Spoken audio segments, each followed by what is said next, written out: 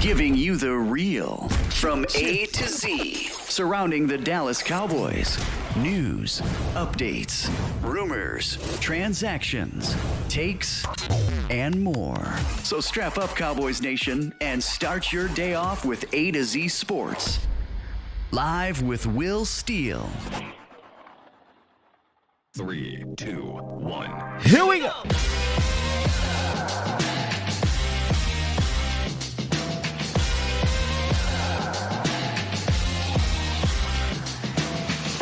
Good morning, good people.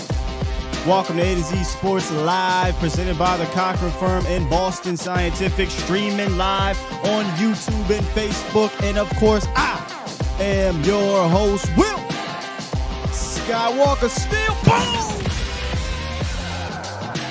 Boom! No, David, because I make sure that thing stays on point. Coming up today, y'all. Will he or won't he? Just make a goddamn decision at this point. I'm kind of over it. But a lot went down on the Odell Beckham front, and we'll touch on that in the roundup. Plus, Dallas signs a cornerback, and I got a few thoughts on that. Interesting ones, too. I think this is a bit more than we think. I mean, I say more than we think, but I like the addition, but the addition I think could actually play, not just some practice squad type of situation. And we'll dive into that. We'll get into that. Plus, you got the preview of the Texans. We're going to talk about Kyle Allen. We're going to talk about Dameon Pierce. We'll do it. Y'all bullied me. Y'all hit me with the taker bell.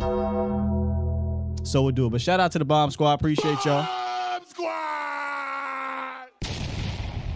Thank y'all for being here. We already deep up in the building.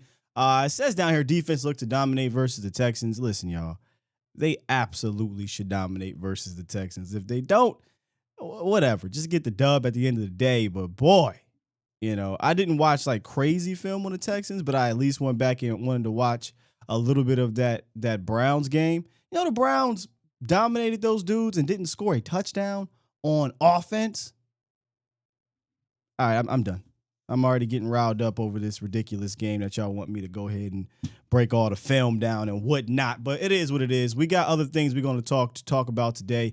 And most of the meat and potatoes of today's show is going to be about the cornerback position because we dove into it a lot yesterday on accident. We kind of got into the Kelvin Joseph, Daron Bland, Anthony Brown situation, and we'll dive into a little bit more. So make sure y'all call in today if you would like to talk about that. 351-999-3787. And yeah, we'll get to it. Oh yeah, somebody noticed I'm early. Yeah, it's a little bit. I figured, I got up a little earlier. I got things done a little sooner, and I said, you know what? Let's do it. Let's go ahead and see if anybody notices. Let's go though. It's time! It's time! It's time! It's time! It's time. It is time for. It's time for the morning roundup. Round 'em up, boys. Hey, yo. I have it here. The Beckham saga hits a snag. I think so.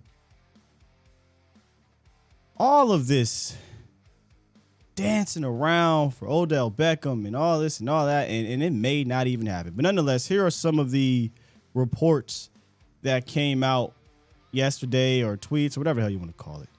He concluded his visit. Person close to the situation said that no contract agreement at this time. Obviously, we're at the next day. Information gathered Monday and Tuesday to help both Beckham and the team navigate decisions to come. Per David Moore, quote, "It will be with the understanding that the veteran receiver is unlikely to play before the regular season is done." And then, of course, Beckham had to reach out to Josina and said, whoa, wait. Let me get my side out. Josina Anderson, quote, "Separately, sources close to Beckham Jr. tell me he feels he's able to contribute to the playoffs this season, especially after getting in with a team and acclimating consistently over several weeks. Let me ask you a question. If Odell is not available until the playoffs, would you want the Cowboys to sign him? I'll repeat. If Odell is not available until the playoffs, would you want the Cowboys to sign him? Let's take a listen to Jerry Jones speaking on Odell Beckham. Shout out to 105.3 The Fan, and then I'll get into the chat and see what you guys got to say about that. Jerry, and you're just, you mentioned that you talked to Odell yesterday, and I know you've talked to him before yesterday. Has he given any indication on his own if he believes he can play this year? I would say I'm gonna kind of keep that one at bay because that's degree. It's a lot different if you played one play or if you played available for a week, and that week be the Super Bowl week, than if he's available next week. And so everything in between, I would say that's a point of the discussion. A player's own belief of where he is in becoming ready to play is real big. Now, I'll tell you this, the fact that he rehabbed last year and came back and played in the Super Bowl shows you serious mental toughness, and it shows you current or recent addressing of playing coming off of surgery. And that requires you've got to overcome natural mental feelings when you overcome playing right after a surgery. It's not just the technical repair, it's the ability to mentally come through it. The fact he's recently done that, our trainers tell us, is a plus. What? What? What? What? Nah, I'm just messing around. So the question was, would you sign Odell Beckham if he's not ready to play until the playoffs? A lot of mixed answers here. No's and yeses and no's. A little bit interesting. I thought there'd be one-sided here. Yes, but less money. It's a no for me, Dubai Sky. Yes. Honestly, man, this is a little, Vach asked me this question yesterday. I'm a bit disappointed. If we're going to sign Odell, I would have liked to see him play with this team prior to the most important game of the season. That seems very odd to me. Like, hey, we're just going to throw this type of guy in the middle of whatever we're doing that got us to this point of the playoffs, right? And I don't know, is that wild card weekend playoffs? Is that division round playoffs? And has this now turned into a 2023 thing? It always had some 2023 future aspect to it.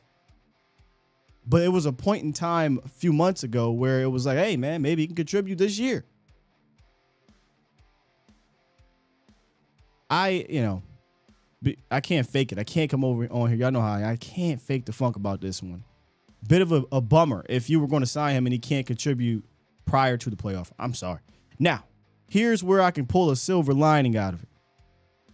If you can get him in the building over the next, 8 weeks? I'm sorry, 6 weeks, 5 weeks, whatever it is.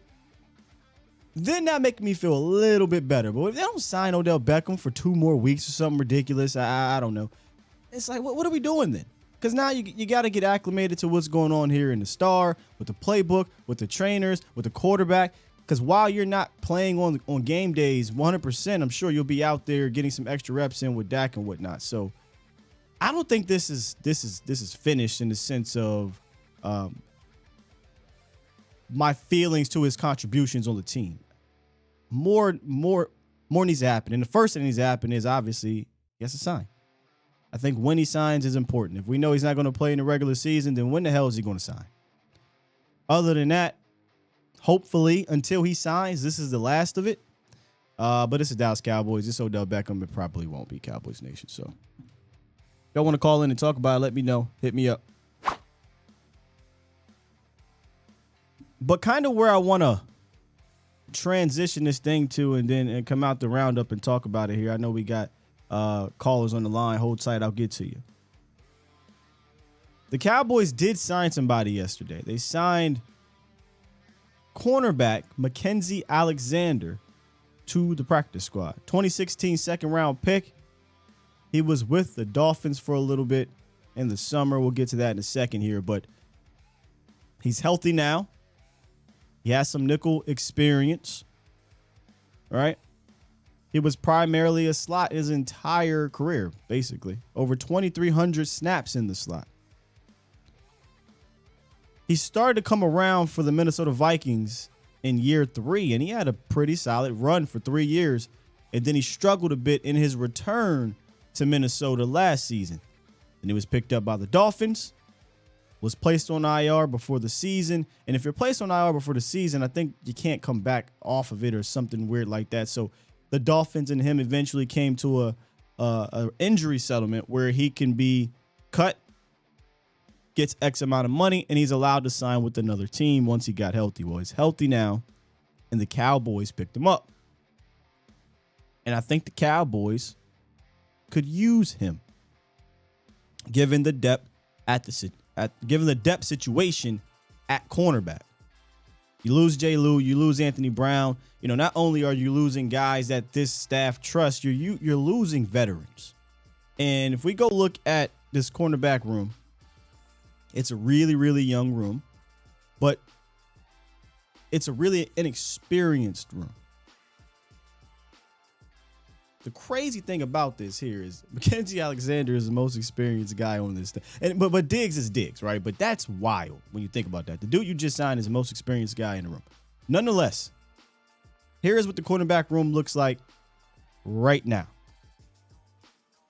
And here's why I think that the Mackenzie Alexander signing is interesting for a couple reasons. Number one, he has ties to George Edwards, who was a defensive coordinator in Minnesota for a few years.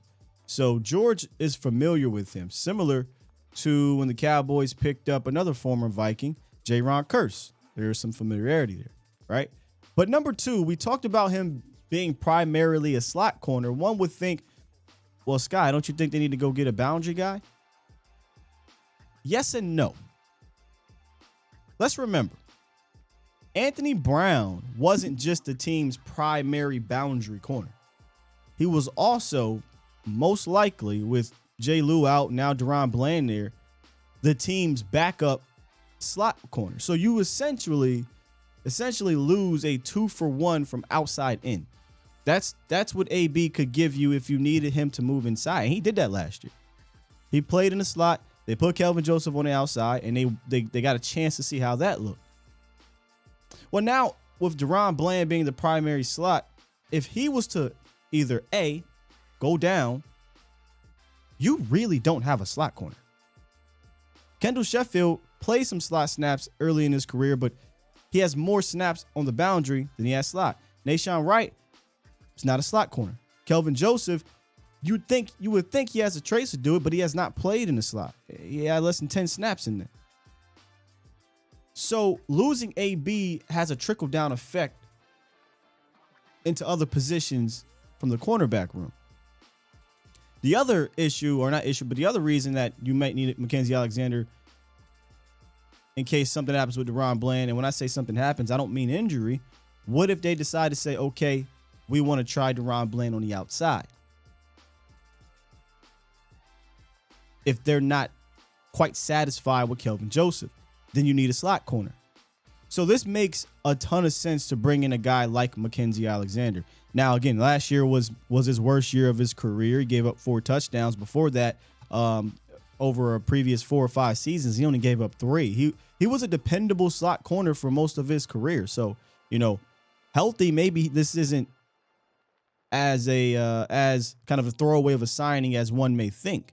I liked him coming out when he was with Clemson, got to Minnesota, and like I said, in year 3, broke out.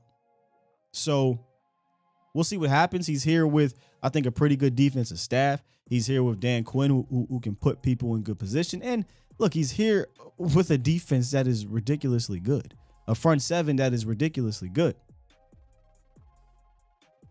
a front seven that can help mask issues in the secondary. But I think they needed to go out and get someone. I don't think Kendall Sheffield and Nashawn Wright was going to satisfy the depth at the cornerback position. But more importantly, like I mentioned, the slot situation. I think that is a big deal. And they got a guy that I think if they need to throw out there, they can. And, they probably won't. Because like we said, Kelvin Joseph is going to get the first shot and Daron Bland is going to probably stay in the slot. And believe you me, I want nothing more than these guys to not have to go to Kendall Sheffield, to not have to go to Daron Bland on the outside or Mackenzie Alexander. Here we go. I'm trying to drop something in here. Forgive me, Cowboys Nation. I want nothing more than that.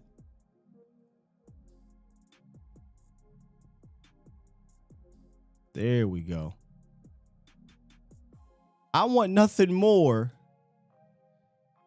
than Kelvin Joseph to say, acknowledge me. In all seriousness, y'all know how I feel. And this is why I'm so frustrated, because I've been calling to see him get out there and for AB. But every time he go out there, first down, touchdown. But now he'll have his shot.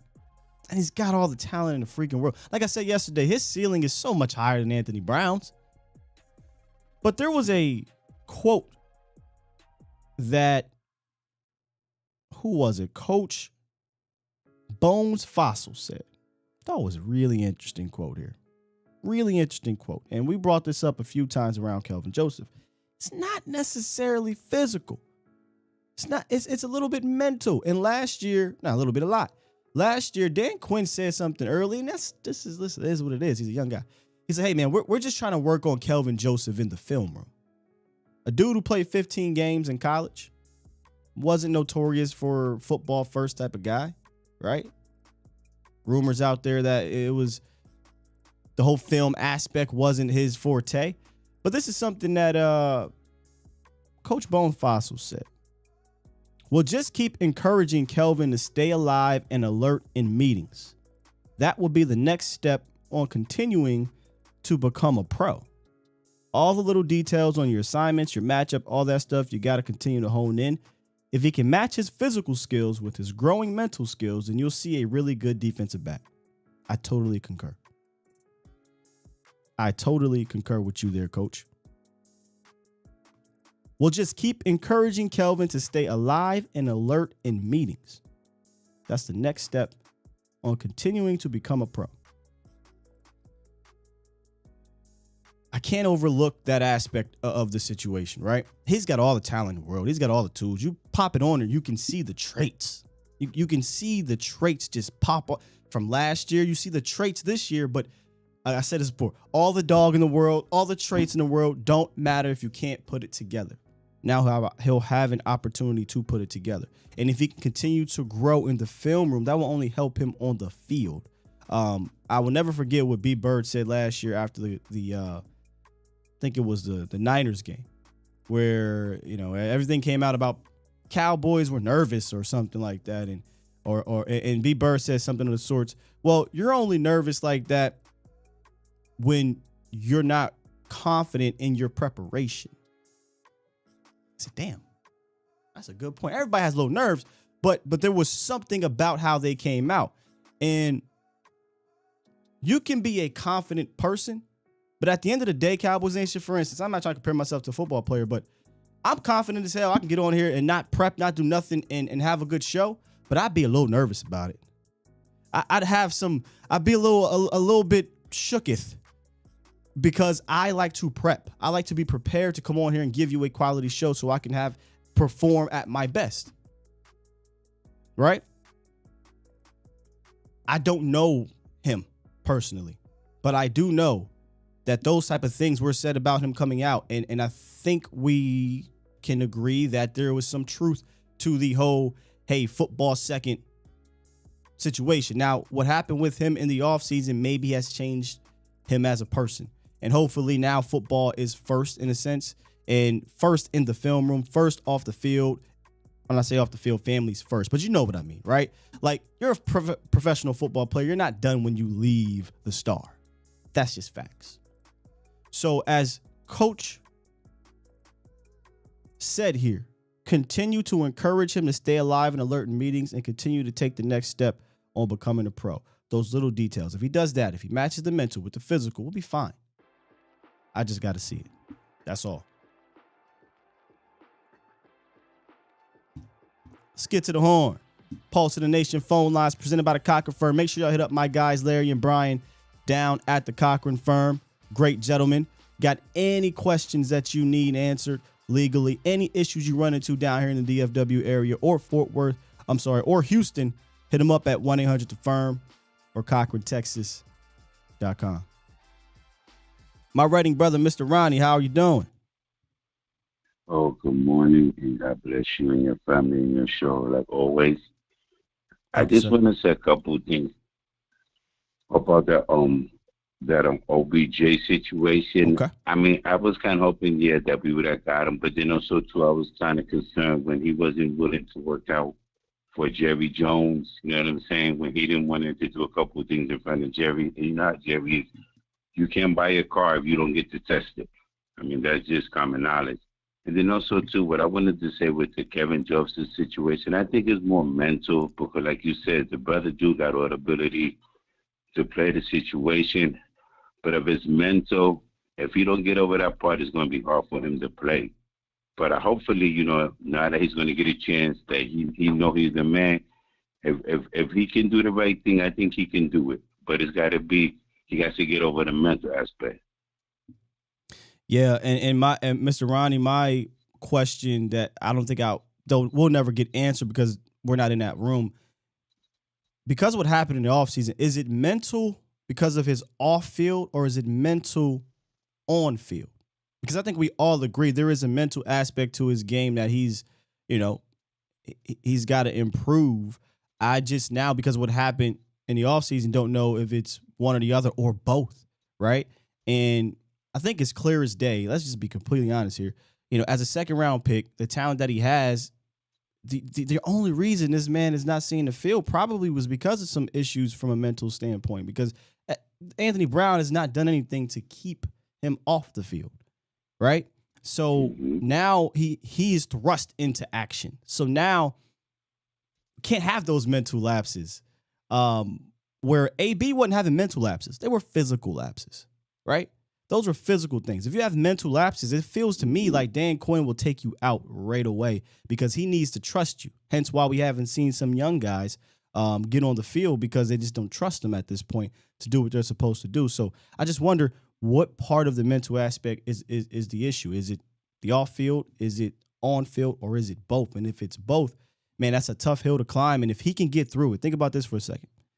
If Kelvin Joseph can get over those mental hurdles, that'll say a lot about him, and I think that'll help him in the long run and his team in the long run, for being honest.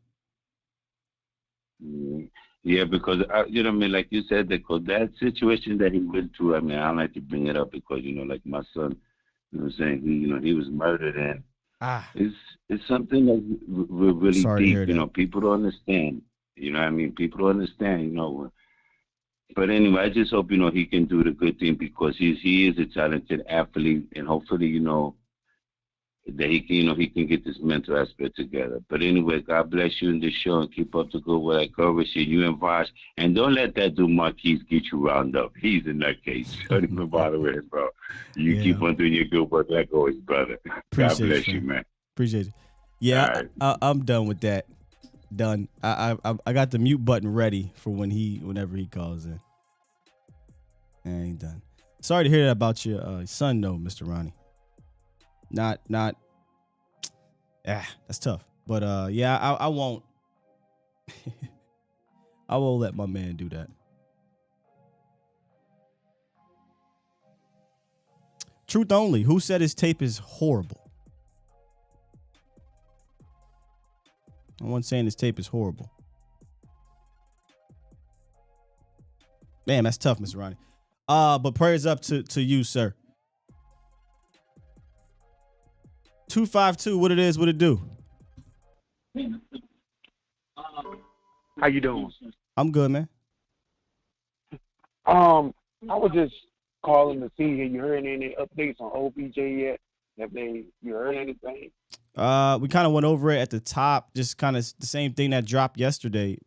No contract imminent. They are concerned about if he'd be ready to contribute before the playoffs, and the reports are, it seems like overwhelmingly that he won't be ready to contribute until the playoffs. Oh, okay. Well, I really enjoy listening to you and watching to you, and you have a blessed day. Thank you, sir. Thank you. All right.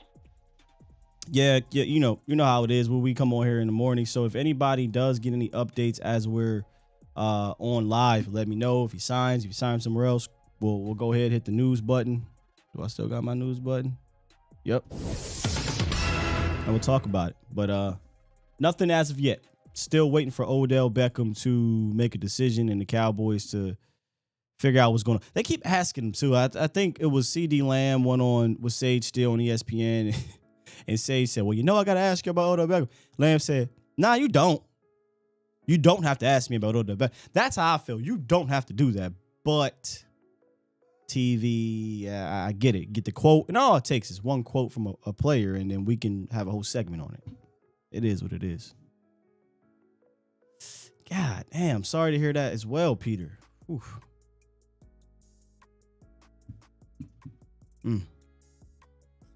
Josh says, I'm actually hoping them boys don't sign Odell Beckham. Maybe that's a question I should ask. How many of you don't even want to sign Odell Beckham? We did a breakdown yesterday where I said the Cowboys got the pieces.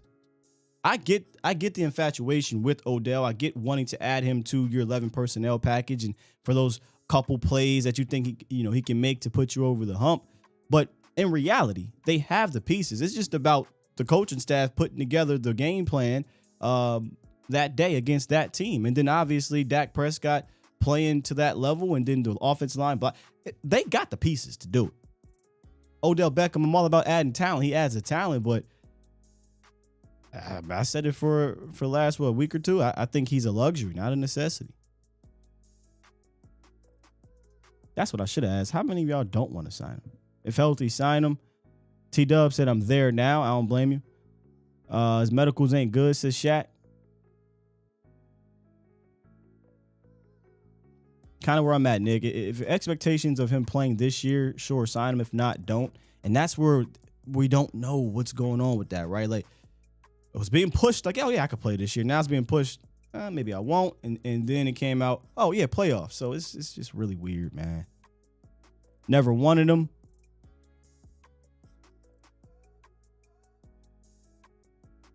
Prayers up to you, Peter.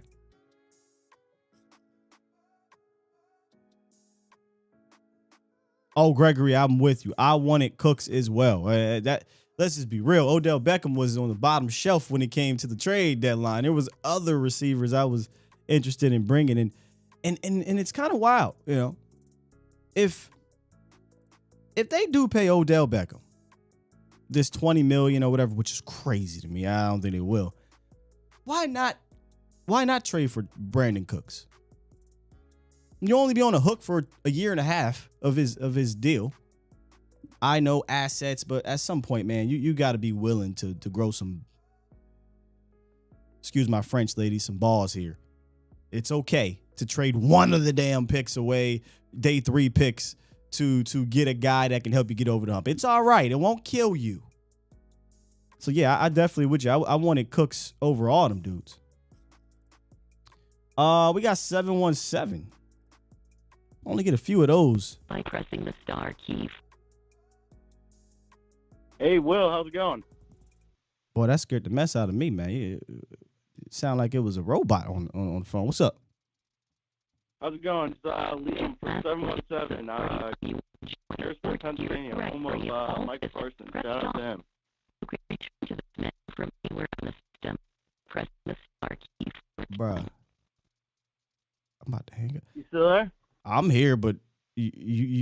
on the phone with ET on three-way? No. You can't hear me now?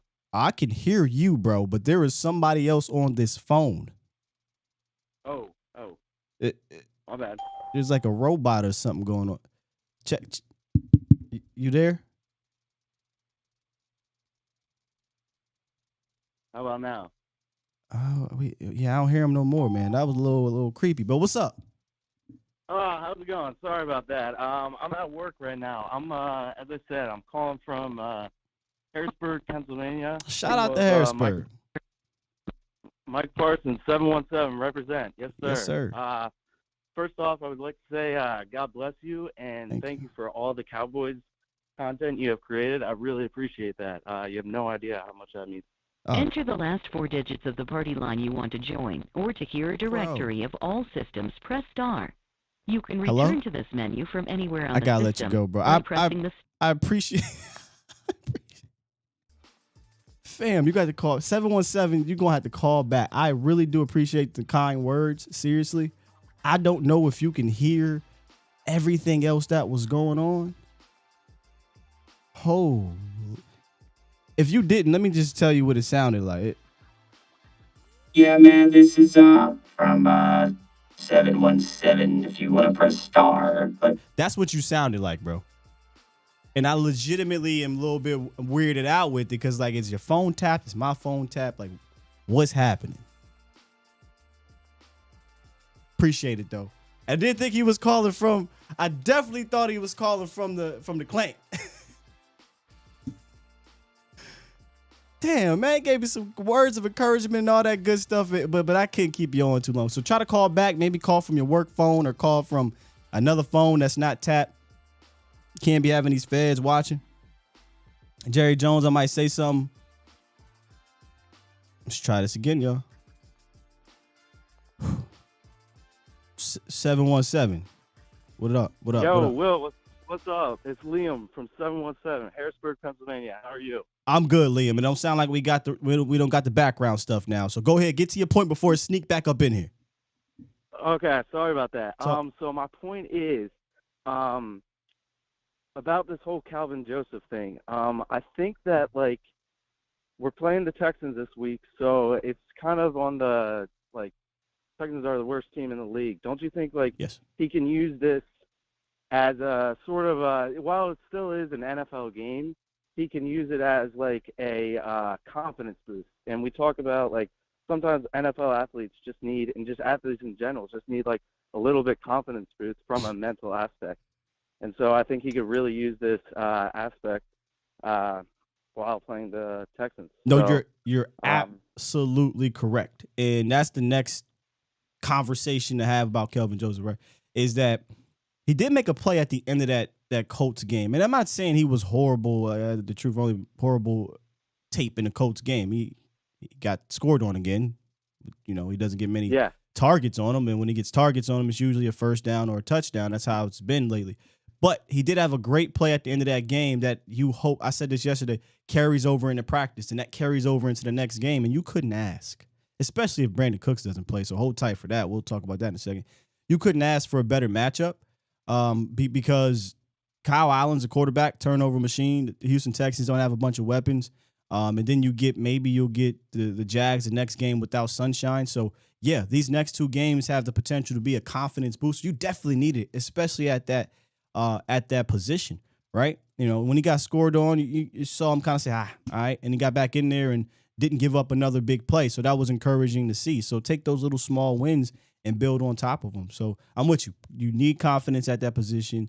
A young player needs confidence. And he didn't really get a chance to gain much confidence this season. And maybe that, you know, had something to do with some of his up and down type of play, especially in that Packers game. There were some plays made on him in that game that made me go, all right, man, I just got to sit back and wait for him to kind of step up because I've been championing for him to get a chance. And when he got that chance, it wasn't great. So, yeah, confidence is important. Yep, exactly right.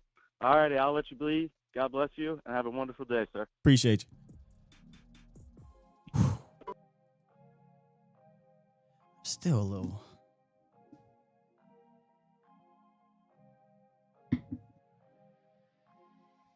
I'm going to run that back after the show I ain't like that. Penn State has eyes on 3 freshmen. Oh, Harrisburg High puts out crazy athletes. Harrisburg in general, low key, has a crazy track record for athletes, professional. There's a dope statistic. I don't know if it's still going on or not. Anybody familiar with the Big 33? If you're in the DMV area, Ohio area, obviously Central Pennsylvania, PA, you know about the Big 33. I want to say every single Super Bowl, at least from my remembering correctly, has had a Big 33 participant in it, meaning the best from Ohio, the best from PA. Yeah, that's pretty dope. T-Dub wants to know, what's our blitz rate? Facts. I might have to look at the flower truck across the street. What's our blitz rate when we send more than 4? What is our blitz rate when we send more than 4? It's like, I think you're asking the same question twice. Because technically when you send more than 4, that's the blitz. So what is our blitz rate in general, T-Dub? I think it's pretty low. I don't know if Professor O's in here. But the Cowboys don't blitz at a high. I think something like 17th from a few weeks ago. So they're about middling to below average in regards to blitzing because they really don't need to, right? They got that fantastic front 4. So it's Texas shit on. Hey, listen, Texas, y'all got it. Y'all got the high school stuff on lock. All right, here's what we're going to do. I want to preview this Texans. Let's get it over with, get it out the way.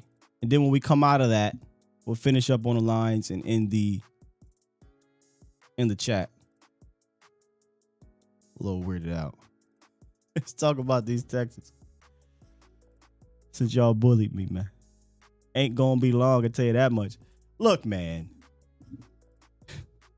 This is a bad offense, dog. Like, this is a really, really bad offense. You got a couple players over there that you have to feature, right? And there's some other dudes like a Brevin Jordan who I didn't bring up, who I like coming out of Miami at tight end and things like that. But, you know, Laremy Tunsil's a guy. He's one of the best tackles in the league. But does it matter when you have a Michael Parsons and a plethora of pass rushers? It doesn't. Sorry, Laremy. You're not enough. Brandon Cooks didn't play last week, dealing with some sort of injury. I don't know if he's going to play this week. Kyle Allen is the quarterback and Dameon Pierce is their offense. But in total, it is a bad one. 31st ranked scoring offense in the league. They turn the ball over at one of the highest rates in the NFL, 30th. 32nd on third down conversions at a ridiculous 26%. That's bad, man. That's worse than the Cowboys when we was like, man, this is bad. One of the worst third down teams in the league. 30th in red zone scoring. And if we go back to Kyle Allen, we are familiar with Kyle Allen. 2020, when the Cowboys had its worst defense in franchise history, he whooped on the Cowboys. It is what it is with the Washington football people. We were a bad team that game or that year. But in his 2 starts, 4 interceptions, 2 touchdowns, and a 58% completion. He's not a good quarterback. So, yeah, whatever with Kyle Allen. Let's just be frank. This Texans offense, if it has anything, it starts and stops with Dameon Pierce. You want to talk about a tough runner, right? He's right up there with Jonathan Taylor. We talk about Jonathan Taylor being a guy, hey, you got to wrap up. You got to get him down. You got to be strong at the line of scrimmage. These arm tackles ain't going to work. That's Dameon Pierce as well. He's 5th in the league in rushing attempts and he's 8th in rushing yards. His 4.3 yards per carry is solid, nothing crazy. But again, he's a tough runner. And teams are most likely going every game, no matter how bad they are. All right, let's try to run this thing. That's supposedly the Cowboys' weakness, right? Let's try to run this thing. Now, they did a pretty solid job. I'm going to say good job. They did a good job against Jonathan Taylor on Sunday. He had 2 breakaway runs. One, he was wrapped up and then kind of got out of it at the line of scrimmage and broke off for a long gain. Other than that, he was bottled up. He averaged less than 3.5 yards per carry outside of that. So they did a fantastic job. The week prior, did a fantastic job against Saquon Barkley. The week prior, that's the first game that they started to turn around from a run game standpoint, but their offense helped them out in that game. So Dallas may be starting to come around to, I don't say fixing the run defense, because it wasn't atrocious, but it wasn't good either. I think it's becoming good. You can say competition, you can say whatever you want, but it is coming around to being good again. So if they are good against Dameon Pierce, this could be an ugly day against the Texans offense.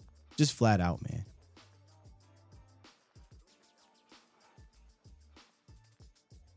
And that's about it for the Houston Texans offense, Cowboys. That's all I got for you, man. No, seriously, they got Philip Dorsett on the other side. Shout out to the U. He's still around. The kid, Nico Collins, had a good game. The player, Nico Collins, had a good game last week, and he is only a second-year player out of Michigan. And Chris Moore was a guy I thought the Cowboys would look into because Prince, the the wide receiver coach, came from the Texans, and when Dallas was looking for receivers, I thought they'd go out and try to get Chris Moore. But listen, Kenyon Green's a guy that the Cowboys wanted. He's struggling a bit this year as a rookie. I remember Quesenberry, the center, not particularly good. I feel like that right tackle, Titus Howard, is going to struggle against this pass rush. Interestingly enough, the Browns didn't sack Kyle Allen last week, but a week prior to that, he was sacked 5 times. So Dallas is going to sack him. I think they're going to get some turnovers.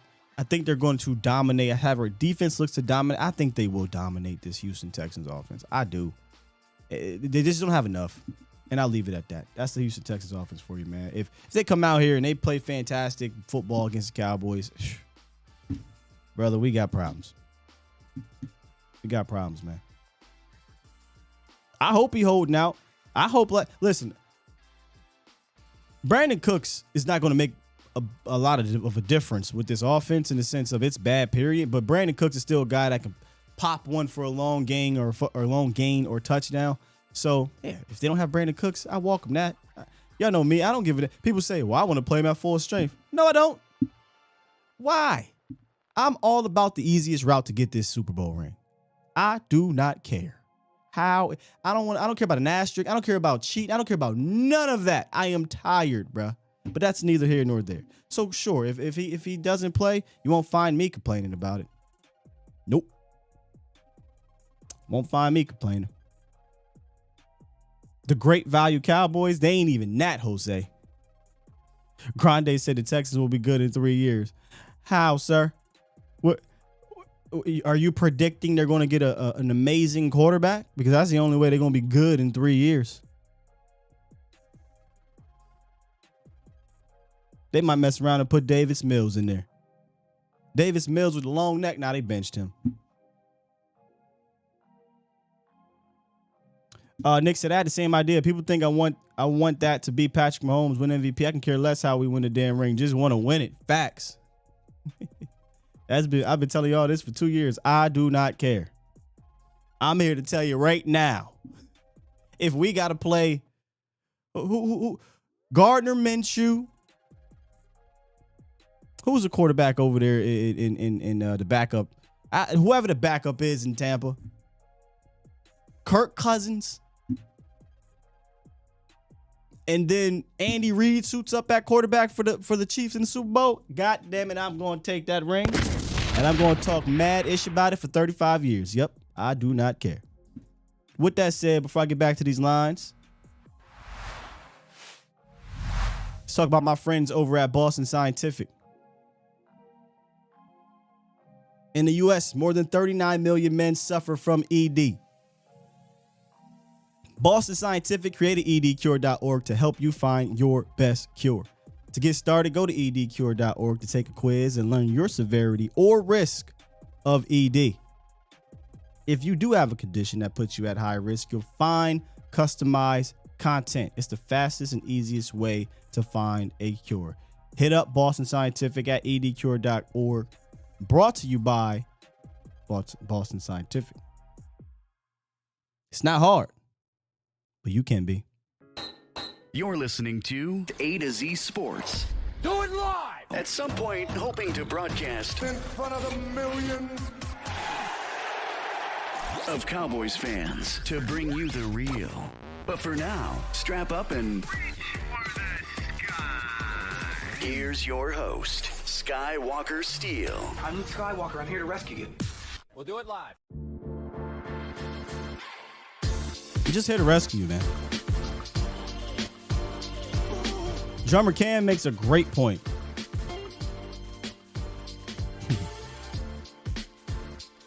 Where'd you go, drummer? We need to handle our business this game and not play with our food. Take them out and finish. Y'all know how I feel about that last part. But this shouldn't take a fourth quarter domination now. If it does, whatever. I'm not going to sit here and complain. Hey, Dallas scored 29 points in the fourth quarter. That ain't me. But, yeah, this should be one of those games where after the Texans are going to put up a fight. Every team does it. This is their Super Bowl. They play the Cowboys. It's an in-state rivalry, whatever. They're going to put up a fight. They put up a fight against Cleveland. They put up a fight against Philly. There's going to be that fight. But the cream rises to the top. That usually is what happens. And I would just like it for it to rise much earlier in this game. Okay, so Oscar said, all right, here we go. They made the change back to Davis Mills. So Long Neck is in the building. We get Long Neck Mills for this week. Excellent. He looked like absolute garbage against the Philadelphia Eagles. He got a little swag, not say swag, but he got a little moxie to him. He definitely got no swag. But he got a little moxie to him sometimes. If he get going, he can have some confidence. And I ain't gonna lie to you. If you go into our Illuminati chat, our group chat with the round table prior to that Eagles game, I was like, yeah, you know what? Trying to hype myself up for the Texans and Eagles. You know what? Davis Mills got a little something to him. 2 quarters later, Davis Mills threw a couple picks. He was missing guys open. It was like, damn, man, Davis Mills sucks. So, yeah. I hope we get that version of Davis Mills, nonetheless. That's the hell you go, Swain. Everybody got moxie to you in that jungle. Facts. Let's get back to the lines. We had 323 on hold. What's good, 323? Hey, Sky, you can you hear me? Yes, sir. I got you loud and clear. What up? Hey, this is Quentin, man. Quentin Cornett. I called you before, man. We was talking about Dak Prescott. What's good, Q? Yeah, how you doing, man? I'm calling, with the whole Odell Beckham thing. My thing is, receivers always need a chance. I'm talking about the young receivers we already have on the roster. Okay. I'm 50 years old, brother. So, I remember, when they wanted to trade Michael Irvin away because he couldn't stay healthy. Alvin Harper finally got his chance because they waived Dennis McKinnon. I think Justin Tolbert is Tolbert. I'm sorry, Tolbert. What's Jalen Tolbert? Jalen Tolbert. Him and number 17 that played in the first game against Tampa Bay, and of course, Dennis Houston. I want to see these guys get an opportunity, man. Like Antonio Brown with Pittsburgh. Receivers, man. Sometimes, it's still early. So let me talk to you about that, Q. Okay. It's one thing to definitely want young receivers to get a chance. There's no doubt about that, right? But in an offense that has been struggling with receivers being where they need to be, right? Or and communication is key, and the quarterback has to trust you to be there. I think we have to take that context into consideration when it comes to those young receivers, right? Like, it's clear as day this team trusts those top 3 receivers more, and I personally trust going to a 4 or 3 tight end set more than I do going to 4 wide with Jalen Tolbert. Right. He's just not quite ready there yet, and it's weird because you do need to see him play, but I also don't want to jeopardize more mistakes by having them out there. So it's a fine line to walk there, Q. Okay, I can understand that, Sky, but by the same token, you don't think like Tolbert has made enough mistakes to where now he's attentive. You know, I mean, you know, I don't know. He was playing the last game, but you know, he gets in and he does some. You know, he gets about 6 snaps or so, and just kind of more of a decoy or a blocker. But I'm not gonna lie to you. I'm more confident in Noah Brown and the other guys to do their thing. And I kind of wish Semi Fehoko didn't get hurt, because I'd be with you there. I would like to see Semi kind of get a chance. Tolbert to me is more, let's see what happens next year. I just don't know what he can provide right now, given what I've seen at camp, given what I've seen in the preseason, given what I've seen in the regular season. It's just not really nothing there. Turpin, different story. I feel like Turpin has a skill set that can help you out, but Turpin. Turpin. You know, I know you remember Miles Austin, man. Miles Austin scored like one of our only playoff touchdowns, man, before he was even a starter. Yeah, a kickoff return. Yeah, kickoff return, man. So you know what I'm saying. I'm glad you mentioned Semi, because I was wondering what happened to him and James Washington. Hey, man, you know what? Sometimes guys just, you know, it's all about, you know, time and chance, man. Right. Which for Tolbert, it may need to take time. You know, Miles Austin didn't come right in and just kill it. It took him like year 3 or something, year 4, whatever it was, to get that opportunity. I forget the other person you mentioned. Oh, James Washington. James Washington, I think it was his 2nd or 3rd year where he broke out. But nonetheless, I think you still have enough. And in regards to Odell Beckham, he'd just be an added bonus addition here. I think you got enough to get it done. It's going to be more about game planning, scheming, and coaching, and then executing from there on. Yeah. As far as Beckham, I mean, you know, if he's not going to be ready for the playoffs, man, you know, Jerry Jones isn't going for that. So maybe we can, I don't know, in the off season. But I want to focus on developing, you know, James Washington. Let him get in there and get some reps. Let him get some runs. He up next. Yeah, he up next. Yeah. I still believe in Tolbert, brother. I'm telling you. I don't about that young man. I don't not believe in Tolbert. I'm just looking at Tolbert as the future. I'm more focused on the now. Like Jalen Tolbert, I don't think is getting you is a hump player. I don't know if you're familiar with my terms, but I don't think he's a guy like, we're gonna put Jalen Tolbert in and we over the hump. Nah, I think Jalen Tolbert has to develop. It's come out that, you know, the game, the verbiage, the pro being a professional wide receiver is something he's learning to do. So as fans, we don't really understand that aspect of it.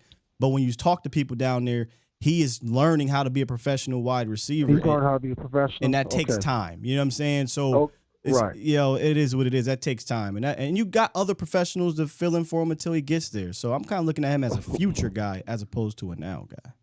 Okay, well, I'm going to say this one last thing, and then I'll go and let you go. I know you have other callers.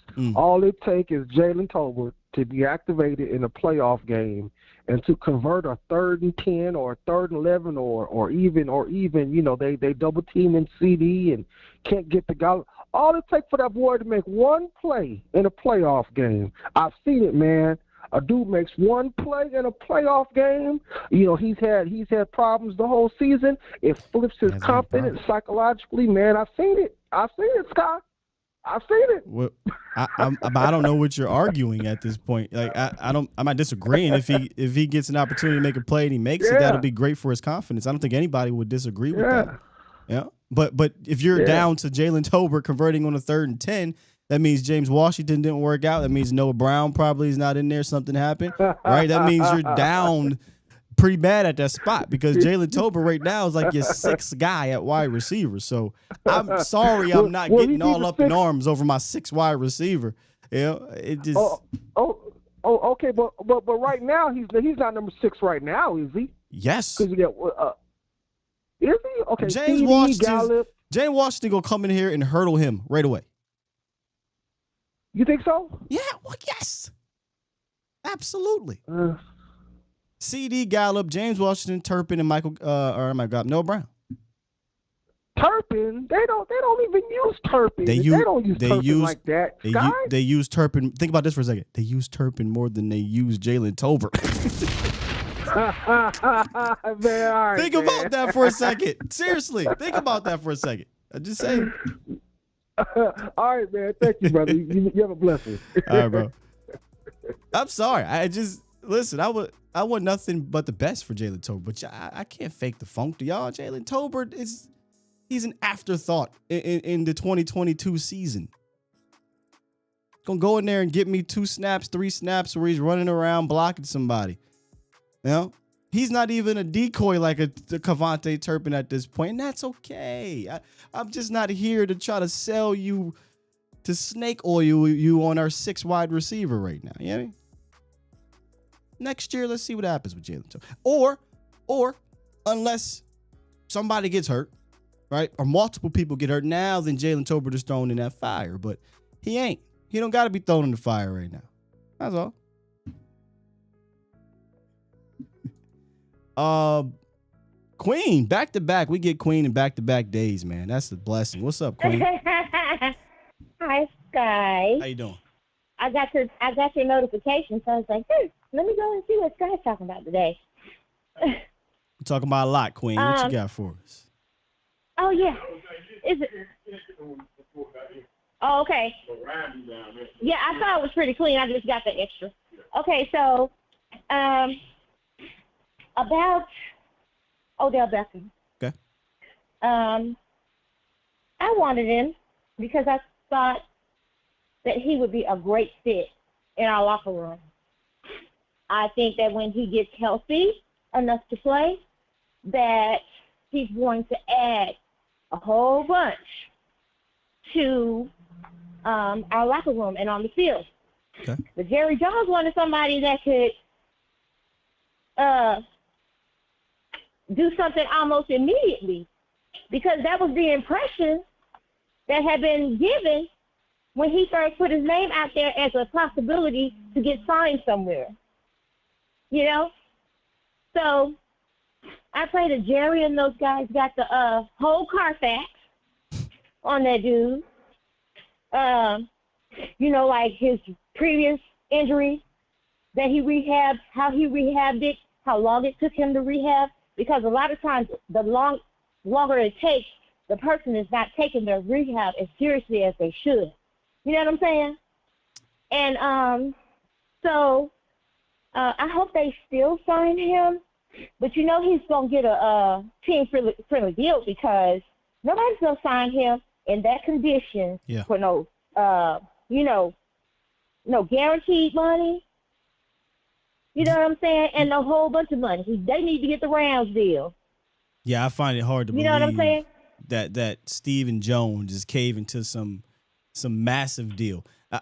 It would literally go against everything that they lied to the Cowboys fans' faces in the offseason. Availability, money, all that stuff about a certain player that's not here anymore. Then all of a sudden, boom, you sign a guy for the same money who has even worse availability on his resume. So I find it hard to believe that they would swallow that pill of saying I was dead wrong on that situation, or I lied to you. I shouldn't say dead wrong. I lied to you on that situation. So yeah, it would have to be for a team-friendly deal. Right, exactly. And about the slip up by Jerry Jones, when he was speaking about Zeke being benched for the first part of the game, I am so happy that Mike McCarthy his balls been growing back and everything. They done got a little bigger. Ooh, maybe he can do something in a little while. Ooh. Anyway, because Jerry came out and said it was for a disciplinary problem. Then he comes back and says, he tried to fix it up in the next show, because I'm sure Mike McCarthy got in his ass. Because Mike McCarthy said that should have been something left in the locker room. Oh yeah, I peeped that about that Zeke situation. Mike is learning though, right? Like, hey man, I've worked for the Cowboys. Jerry gonna run his damn mouth. Jerry literally runs his mouth after the game. Like they go to the game and he's like, it was discipline. And then Mike was like, he said what? Oh shit, I thought that was just between us. But all right, cool. Yeah, he's learning.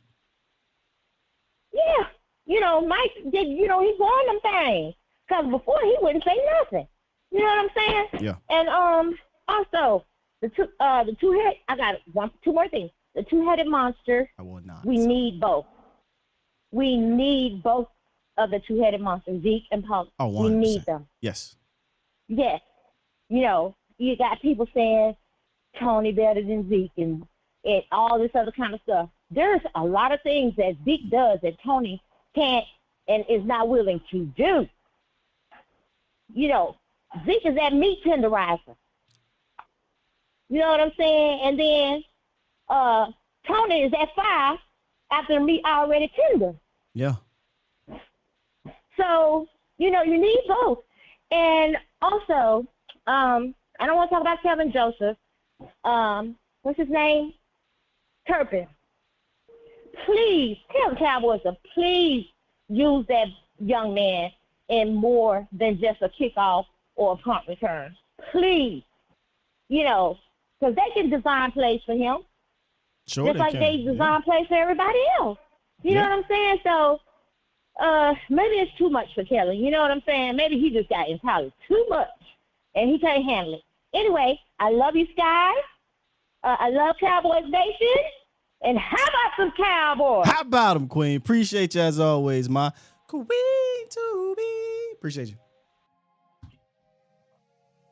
She called that guy the meat tenderizer.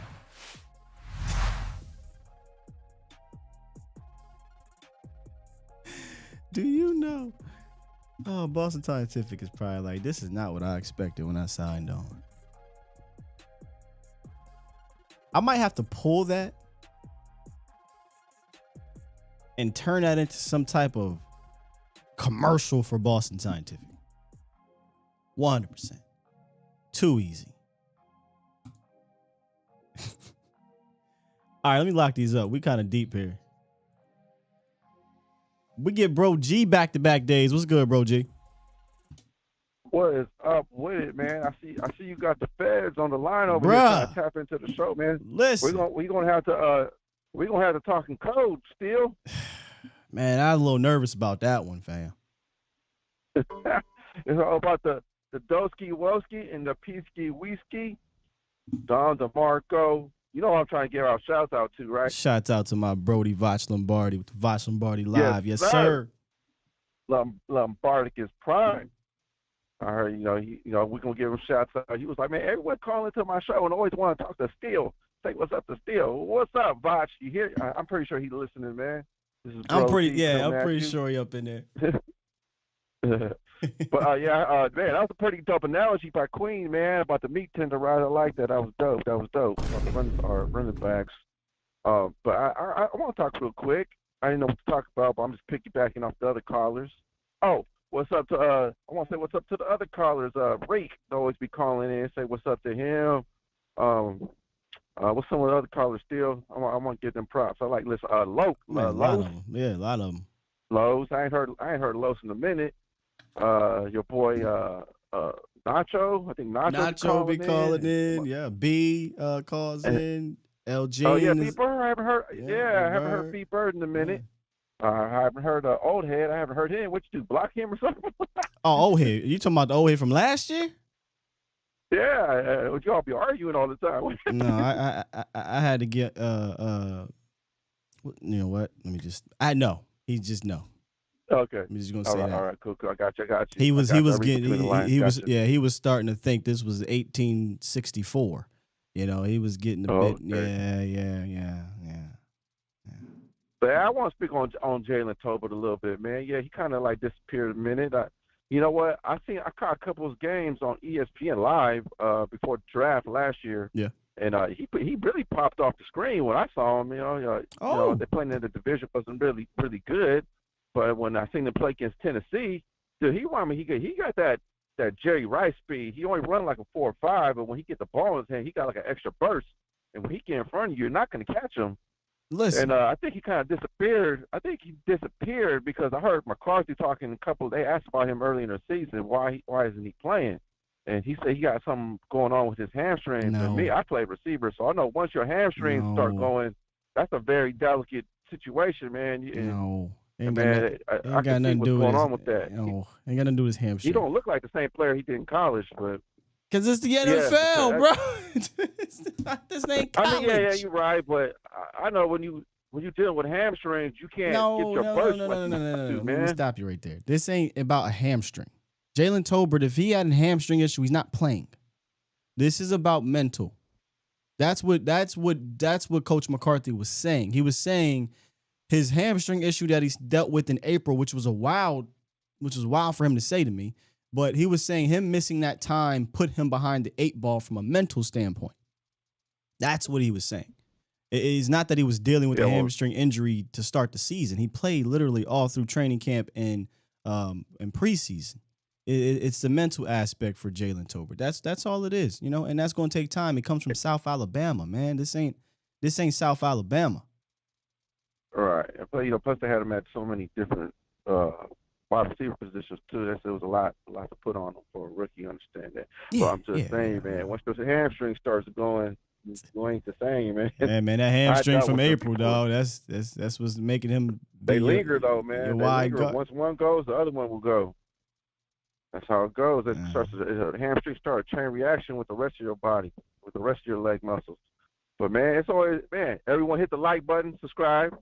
Hope to hear Reek call in. I always like hearing Reek. I like hearing Queen. Yeah. Everyone else. Yeah, Queen's great. Yeah. So maybe they call in. Oh, you already locked the phones. Lines up. Yeah, we got a couple more though. I'm gonna get off the phone, but I don't know if you already talked about with the Texans who they big playmakers. That's all I want to know. And man, everyone stay up. And there's only one star and one Lord. His name is Jesus. All right, Scott, I'm out. Salute Peace. to you, bro, G. He said who the Texans playmakers: Brandon Cooks, Dameon Pierce. They got a guy, Brevin Jordan. I like him.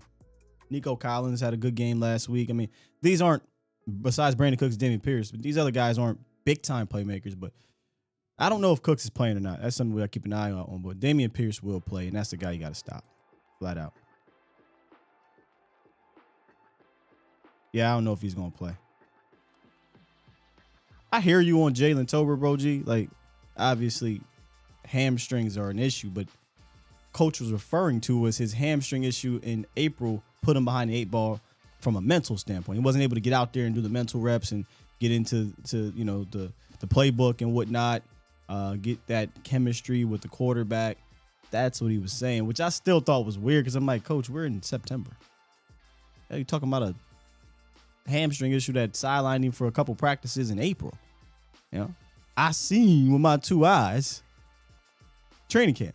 I seen preseason. It was very meh at best, and that's fine. He's a rookie. Like I don't want this to come off as Jalen. I don't like Jalen Tolbert. I absolutely love what Jalen Tolbert can bring to this offense later down the line. Right? He can stretch the field. He has strong hands. He has all the traits. But I don't know how many times I got to say this. You can have the dog in you. You can have the traits. But if you can't put the dog, the traits, and the mental all together, it does not matter in this league. Doesn't matter. And those things take time. And maybe next year that is what that will happen for Jalen Tolbert. I think a full off season will be great for him. I think this is great for him. I do. I think him sitting back, seeing CeeDee Lamb operate, Michael Gallup operate, Noah Brown. He's a guy that I think they're going to move around. That's one of the things that McCarthy talked about was that we like the fact that he can be versatile. He can play a lot of positions, and he can kind of sit back and see these pros be pros, right? Then next year, we see what happens. Or if he's thrust into the fire, we'll see what happens. But right now, he is what he is. That's all. LG, what's good, my brother? What's good, Scott? Can you hear me good? Yes, sir. I can hear you perfectly fine. Yes, sir. Oh, that's awesome, man. I'm gonna just weigh in on this OBJ situation. Okay. For one, this is Dallas, man. What did everybody expect? They thought he was just gonna come in, sign, and everything was gonna go peaches and cream. No, man. Right. That's not how it works here in Dallas.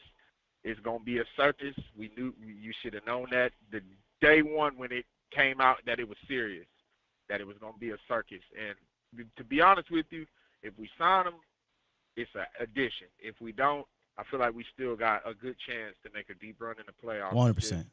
The only thing that kind of, I'm not going to say worries me, but it's just how many of the players were lobbying for him, and then for it to not fall through. Like, I wonder how would that play out in the locker room. So that would be the only thing that I would kind of worry about that. Like if he doesn't sign? Right. If he doesn't sign, say he goes signs with the Bills or the Giants, they did all that lobbying for him and the ownership couldn't close the deal. So I just wonder how that Yeah. would play out in the locker room. You know what I'm saying? I think they'd be fine. You know? Yeah, it's just I've never seen a team do as much Yeah, free agent player facts. as this. This was kind of it was kind of unprecedented. To be honest with you, it was kind of crazy, but I get it. You know If they what I mean? were- We're desperate. We want. Elgene, if they were losing, I think it might be a little weird. Like, man, we really wanted him. Why didn't y'all get? But they're winning, right? Like they go to 11-3 heading into Philly, and they don't have Odell Beckham. We're talking like they're not tripping. You know what I mean? They're like, we good. And see here, and this my last one is this Kelvin Joseph thing. Somebody should be in his ear telling him, sir, this might be your last payday. Like, you're a second round pick. You've caught some bad breaks in life, and this is your opportunity to show the world that you can play. I agree with that, actually. You know Jerry Jones Being in his ear. Yeah. Yes, somebody needs to be in his ear and let him know from now to the end of the season is going to depend on whether you are a USFL player in 3 years or you are looking to be re-signed for another multi-million-dollar deal. Like, the money is sitting right in front of him, and I don't know what motivates him. Well, I don't. It's sitting right. The contract aspect, he's locked in for another 2 seasons, so you're not really worried about if he's going to make money over the next 8 games. I think it's before you get to that point, it's more. This is a potential to see if he is going to be a core player for this team. Right? Because you're talking about a second round pick that hasn't been able to take advantage of his situation just yet, but now he has the biggest opportunity he's ever had. So this is a chance for him to, firmly plant himself as a core part of this secondary group, of this young secondary that has some 2 very talented pieces in Diggs and Bland. Can you make yourself a part of that? And before Bland got here, we all thought that you were going to be Daron Bland. So that's what's in front of him right now. I don't know what happened to that left side. It seems like everybody just turned into Chidobe Awuzie, man. It's like they're right there, and then the ball it's some reason that side of the field they make highlight catches. Like, I don't know if you remember Chidobe, he would be right there, and then the receiver would make the catch of his life. And it seems like it's happened to AB.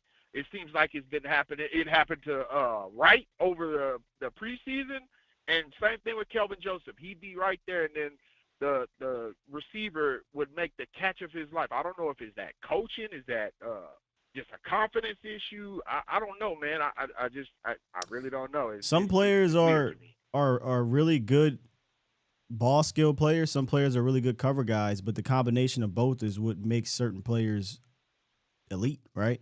So it's just a matter of not getting beat for touchdowns. That's if you're going to give up some catches, whatever. But if you're going to give up touchdowns and then big plays like what was happening on AB deep, I think he gave up 5 or 6 games. He gave up plays of over 35, 40 yards. I mean that's I'm sorry, that's a problem. At some point, that's a problem. So hopefully Kelvin. So let's just say Kelvin Joseph cuts that down to. We're just doing averages here. If AB gave up 5 or 6 plays in 10 games of 40 yards, let's say Kelvin Joseph cuts that down to 2, right? I say that's a win. If AB's giving up 5 touchdowns on the season, if Kelvin Joseph can cut that down to 2, I say that's a win. So it's really about him just being better than the guy he's replacing and then building on top of that to be a part of this core. Okay, and I'm gonna leave you with this. I'm gonna give a vote of confidence to the young man. I give him 1 interception this game against the Houston Texans. I would love that. And three PBUs. I think they're gonna test him. Definitely are. And I think he's gonna rise up to the occasion. I think he might get 1. And I'm gonna leave you with that, Sky. God bless you, man. Love what you do, man. You and Vosh, y'all are awesome, man. Love your show, man. And you stay up, man. Happy holidays, man. God bless you, man. Happy holidays to you as well, man. God bless and appreciate the support, man. Yes, sir. If Kelvin gets the interception, I don't know if he watches WWE, but I would love for him to be on some. Acknowledge I would love it. He needs that. He came in with a swagger to him. He came in with a, you know what I mean? He came in with that kind of arrogance and that kind of, I'm that dude. And then the NFL happens, right? And it's like, all right, I got to kind of prove that I'm that dude. I don't care if it's the Texans. I don't care if it's the Jags. These next 2 games are great opportunities for him to go out there and Acknowledge me. right, get some PBUs, get an interception, and then it's just up from there. It's just up from there. Because I watched Daron Bland make a couple plays at camp, and then the next thing you know, he's out there playing out of his mind from there on out. Now, different people are built differently from mental aspect, physical aspect, whatever. But Bland plays with that confidence every play. Doesn't matter if a play gets made on him. He plays with that confidence every play. And I'm just sorry. I know some people might disagree with this, but I just watch these two. I think Daron Bland is the second most skilled corner on this team. And that's crazy, y'all, because y'all remember me in the offseason when we did the whole this was before there was no camp or anything. We were just kind of guess what the roster was going to look like. I said, man, Daron Bland's going to have a tough one. I said, right now, what's going to make him make the team is he's a 5th-round pick. They don't throw away those guys. And then camp started. And Bland started looking like not the 5th or 6th best corner, but the 4th. Or the 5th best corner. And then not the 5th best corner, but the 4th. Then he was pushing for the 3rd. And it was just like, damn, Daron Bland is having the 2nd best camp. Oh, Daron Bland's having the best camp in the Cowboys, California, Dallas, it doesn't matter. I didn't question him. Didn't give me a reason to. So let's see if he can make some plays and have that same momentum. They say, what, shit rolls downhill? Well, damn it, we need momentum to roll up.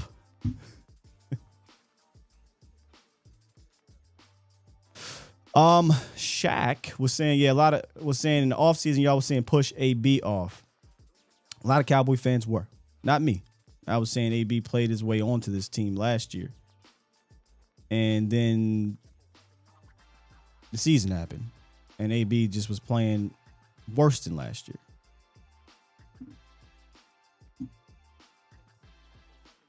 Let's get 850. What's goody? 850, you are live. What's up? Oh, hey, what's up, Skywalker? What's going on with you? Hey, man, sorry, I didn't realize you were talking to me at first. It's all good, bro. It's all good. Hey, I just want to bring up something. I know everybody's talking about OBJ today and all that, but can we give a little love, just a little bit, to Mike McCarthy today? Brother, we had a whole show. Go back to that Tampa Bay game. Yeah. Go ahead. You go back to that Tampa game, man, and the offensive line didn't look good. Tyron was hurt. We were wondering about wide receivers. Dak goes down. Everybody thinking season's over. And now you fast forward to the Indianapolis game, and now it's like we're in the 4th quarter, and we're just waiting for the floodgates to open.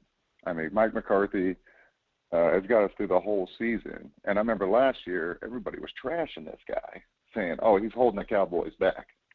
Mm-hmm. What do you think, man? We've had a couple shows here. Do I still got the? I don't. Where we gave, or at least I did, but I say we all the time because y'all part of this. We gave Mike McCarthy his damn flowers, and a lot of that had to do with how different this offense was. Number one, once week 1 happened, right, and then just to be able to win without Dak Prescott in that manner, you got to give the head coach some credit. So I'm with you. You know, I'll continue to give you, or to give Mike McCarthy his flowers with you. I'll continue to do that. I don't know how more I can say. Now he's just got to finish in the playoffs. But Mike McCarthy is definitely he's good for this organization. I will say this. I love what Dave Hellman said. He is a Monday through Saturday coach, and I think he's really good at it. But because he's a walk-around coach on Sundays, there's really not much he can do unless he's contributing to the play calling and clock management. But Monday through Saturday, I think he's been fantastic for this organization. All right, man. Thanks for the call. Yes, sir. Well, no, thank you for calling. Yeah, Mike McCarthy deserves his flowers here. But I don't think we give him a bouquet yet, right? Like, we gotta wait to the playoffs. We gotta see what happens in the playoffs. That's the one right there. Because if he goes one and done, he probably not coming back. Probably not coming back. All right, 404. Send us out. What's goody? Close your eyes, Sky. I want you to get in on this vision with me. Monday, the signing of OBJ. Okay. Wednesday, you'll see OBJ on the bands with Britt. Christmas Eve, you'll see OBJ pre-gaming, catching the one-handed ball. Is he playing? And the rest, no. Okay. I wouldn't want him to play until January 22nd. Everybody keeps screaming that, we don't need OBJ. And I'm going to be honest with you. I don't think we need OBJ to beat whoever the wild card round playoff matchup will be, whether it's Tampa, whether it's the Saints, whether it's the Falcons, whoever it is. We don't need OBJ for that. So when everybody is screaming, he's not going to be healthy for the regular season, I don't care about that. I don't care about that at all. So Christmas Eve, you see him running on the field with the one-handed balls. You put him back in the bubble wrap, and you continue to let him get healthy. It's December 6th, 7th, whatever it is. We really don't need OBJ. Hopefully, if we don't choke in the wild card round, we don't need him until January 22nd. So from that standpoint, everybody has to see him on the field Christmas Eve, running a fade route, running a slant, or whatever they need to see, because I really want the element of surprise. Isn't January 22nd NFC Championship?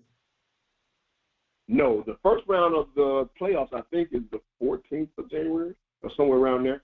So whatever that second weekend of the playoffs is. So, see, this is where I have issues. If you could have just stopped at we don't need OBJ. If you get into the divisional round, right? Like, you don't need him. Can I jump in? Yep. All right.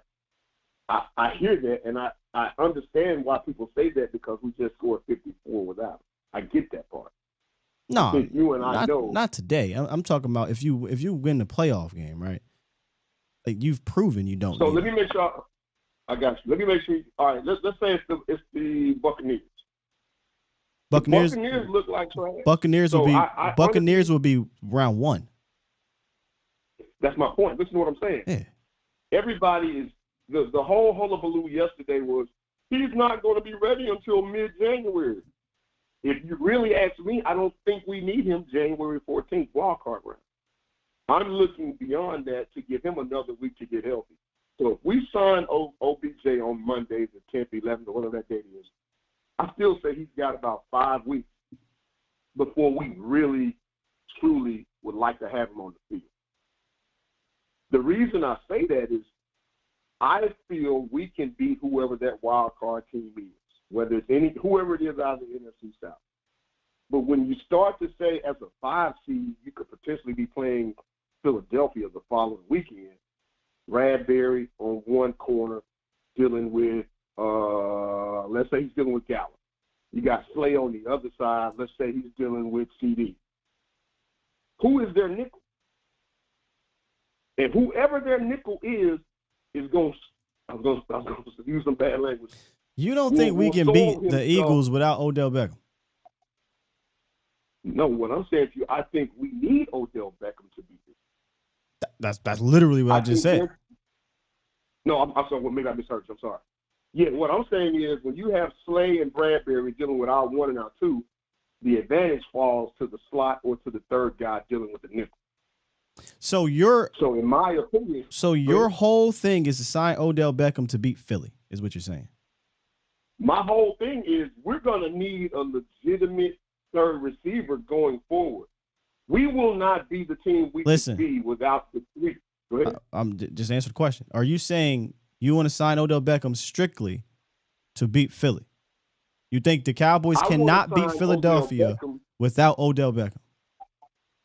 I don't think you can beat. Let's say this. I know San Francisco is falling on a tough quarterback. I just need you to answer that question. Do you think the Philadelphia, the Cowboys can beat the? No, you keep going to everywhere else. I'm just talking because it sounds like your whole thing is to get Odell Beckham to the second round. I don't think the Cowboys can beat the Eagles with the third receiver we have. I don't care about just in general. Can this Cowboys team, not the receiver, can this team who lost to the Eagles with Cooper Rush, and it took them to beat Cooper Rush to the end of the season, end of the game, can this team beat the Philadelphia Eagles without Odell Beckham? That's the question I'm asking you. If you don't believe so, then I have the answer that you want to sign Odell Beckham to basically beat the Eagles. I don't believe the Dallas Cowboys can go to Philadelphia on January 22nd and beat the Eagles without a legitimate third receiver. Is James Washington, would you consider him a legitimate third receiver? He is trash, no. Okay. All right. Thanks for the call. So no. Let me get this off. If you have the time. I say that because we look at San Francisco as a weak team right now with the quarterback issues. I think Jerry looks at this as a negotiation ploy because in his mind, he's thinking the same thing. I only need you for the run this year. So their whole thing that they're arguing now is about the second year. Odell wants the second year. Jerry doesn't want to give him the second year. But Jerry would love to have Odell Beckham run on that field January 22nd in a meaningful divisional round game. So when people start talking about, you're going to forfeit the franchise for next, no. I think that's the sticking point right now. Odell is trying to hustle his way on a second year of guaranteed money. He doesn't want to play the let me go out here and risk myself again scenario, and then I don't have second year security. So he's going to tell everybody that, I'm not healthy right now, but I'll be healthy in 5 weeks. I don't even care if he's healthy in 5 weeks. I think the threat alone will get you the coverages that dictate winning the game on the road in Philly. That's what I got. All right, man. Thanks for the call, brother. All good. He's scared. If you scared, go to church. Period. I was about to hit.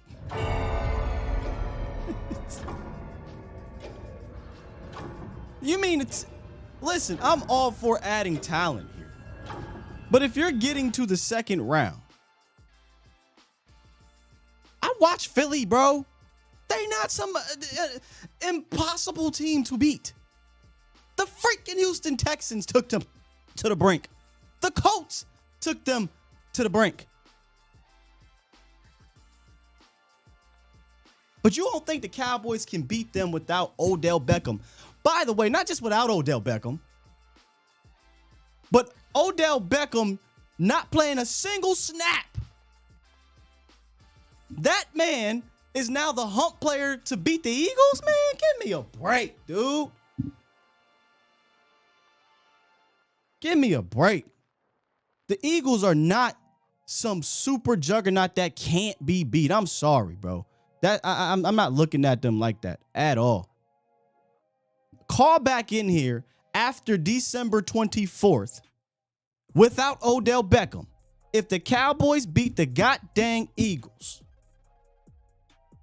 without Odell Beckham, and let me know if you have that same scary energy. And I don't even like to do that type of stuff about, because I respect every opponent, but that sounded like to me like you was scared, fam.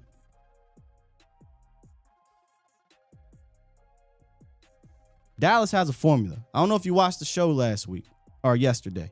The pieces are there. Odell Beckham is not a part of the pieces to get this thing done. Now, if you add Odell Beckham, cool. But now we're talking about adding Odell Beckham and he doesn't take a snap until a road game in Philly. And that's the hump? Brother, I digress. Let me read some super chats.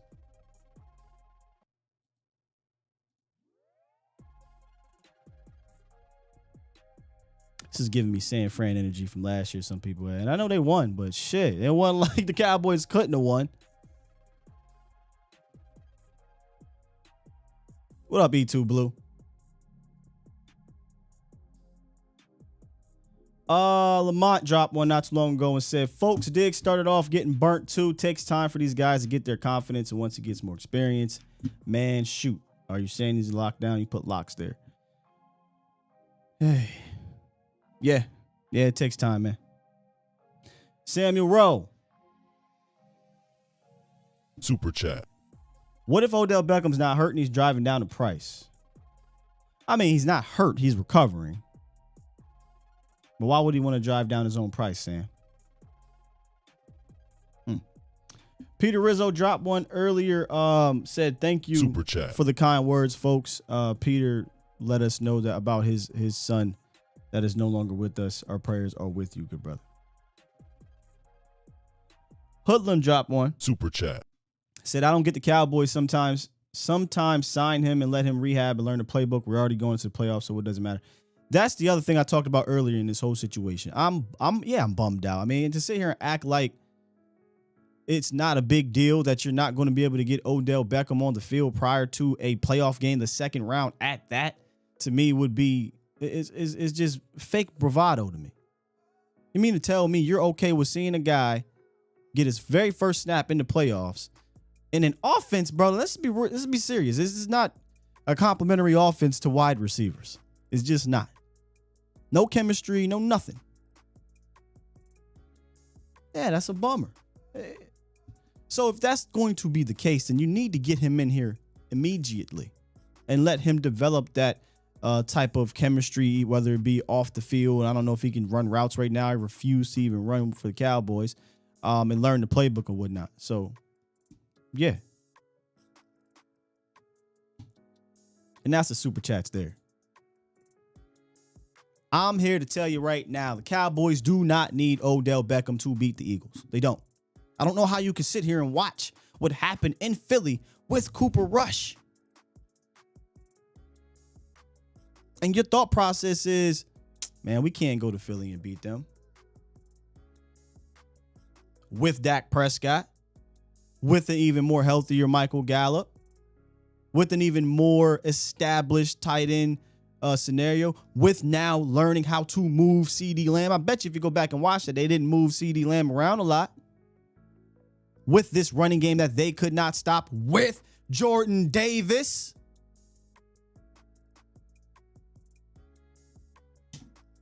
I digress. Angry Sky done came out.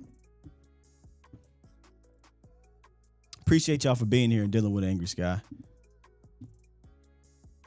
Hit the like button if you enjoyed today's show. We'll talk about the Texans defense tomorrow.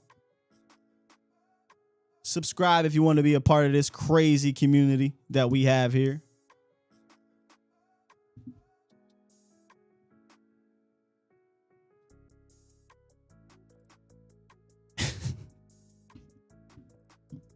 Got me riled up a little bit, man. Mauricio Rodriguez will be back on later tonight, A to Z Sports Prime Time. Make sure y'all check me out. I'll be much more calm on the Voch Lombardi Live show. Maybe. You know how that go over there. 3-ish Mafia. Come back through. Appreciate the donations. Appreciate the phone calls and the chat.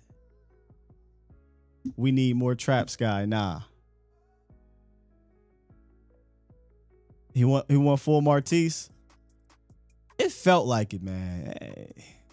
And I'm all for adding talent, bro. Like I said, there's a difference between need and luxury. Need, luxury.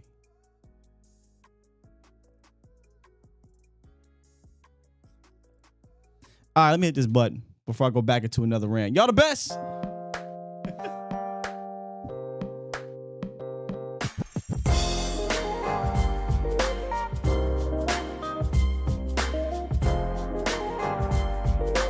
December 24th can't get here fast enough. I just can't. And then I'm going to have to calm down on that one because I still got the playoffs left. But man, I want to prove some of our own fans wrong. I love y'all. We out here. Peace.